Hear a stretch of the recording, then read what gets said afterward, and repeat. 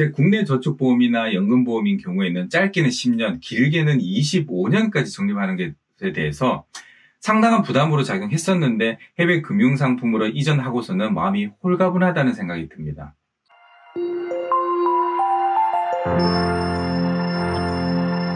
안녕하세요. 해외금융 읽어주는 남자 해잉남TV입니다. 해외 금융상품별로 납입 방법이 다르겠지만 막상 직구하려고 하는데 한국인에게 익숙했던 월납이 아니라 연납이라서 매우 난감해 하실 거예요. 저도 처음에 직구할 당시에는 익숙치 않아서 연납에 대한 부담을 가졌어요.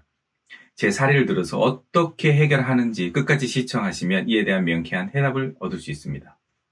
한국에서 금융상품을 구매를 한다고 하면 일반적으로 월급날, 1개월치 보험료나 적립금이 자동으로 빠져나가는 시스템이죠. 우리는 이 시스템이 당연하고 익숙했었어요.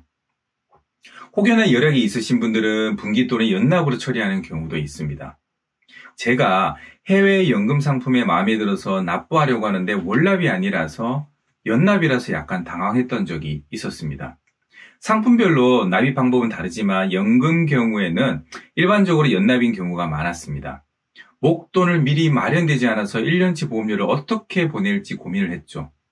저 같은 경우에는 어떻게 해결했냐면 기존에 가지고 있었던 국내 저축보험과 연금보험을 확인해 보니까 해약 환급률이 약 80에서 95% 정도 유지되고 있었습니다.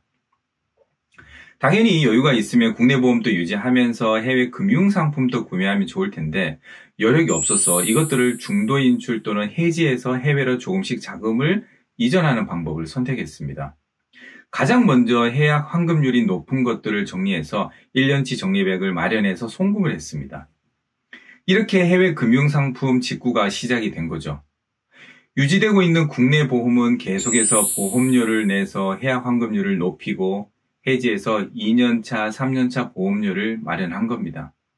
그래서 연금상품은 올해 마지막 5년차 납입 완료될 예정입니다.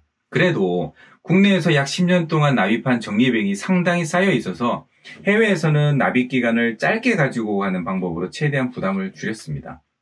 해외 연납 시스템이 처음에는 부담됐었는데 오히려 강점으로 작용하여 짧게 적립하고 오랫동안 거치할 수 있는 시간을 벌 수 있어서 수익이 향상될 것으로 기대를 하고 있습니다.